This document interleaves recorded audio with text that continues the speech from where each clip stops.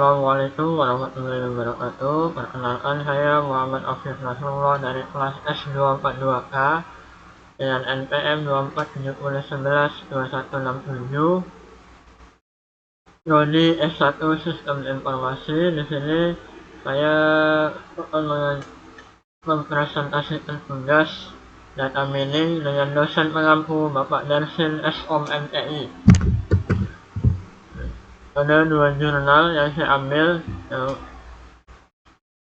Yang pertama, implementasi data mining menggunakan algoritma a priori dalam menentukan persediaan barang, dan analisa data rekam medis menggunakan teknik data mining association rules dengan algoritma clustering.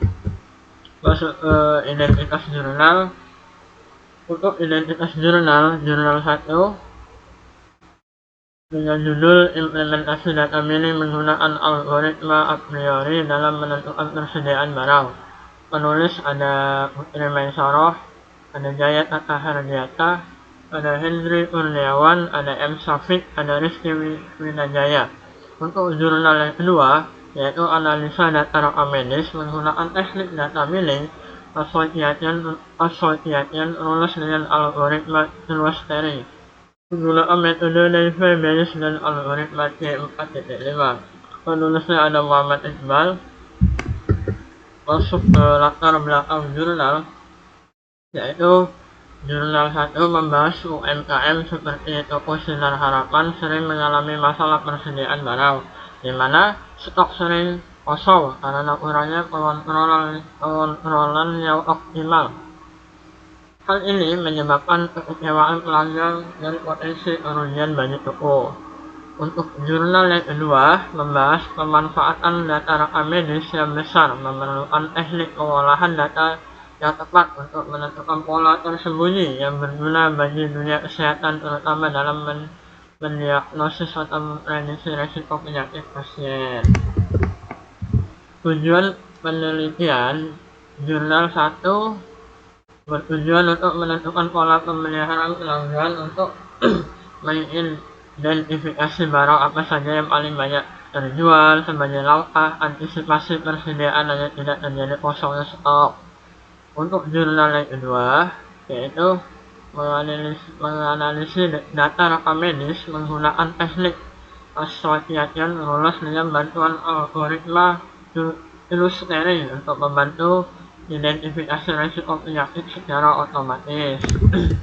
Masuk ke objek penelitian, jurnal 1 memiliki objek yaitu data transaksi penjualan dan persediaan barang di Toko Sinar Harapan.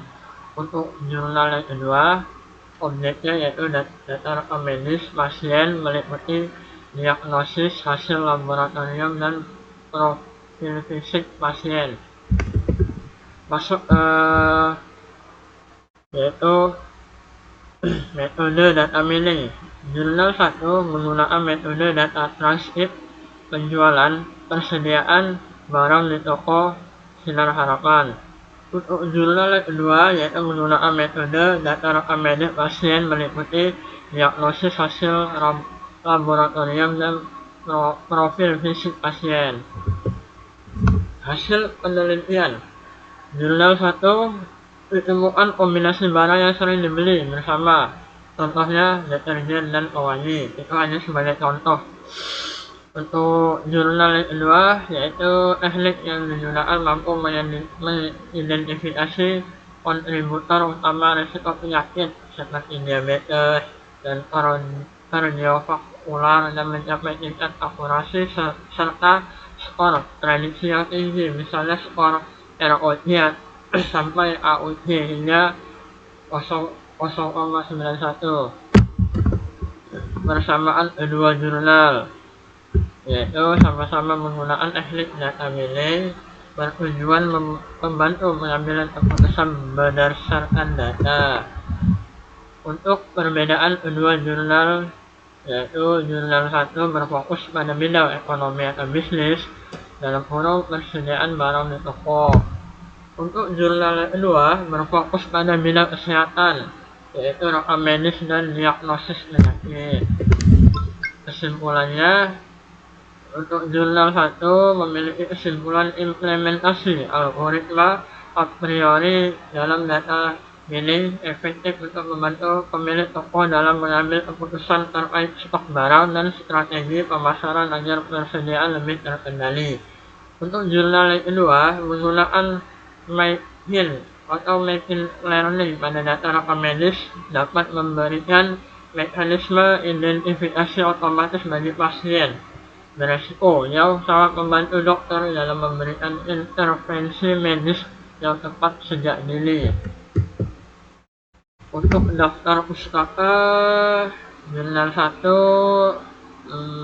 ini daftar pustakanya bisa dilihat. Untuk jurnal yang kedua ada kita lampirkan di PPT. Mungkin sekian presentasi dari saya.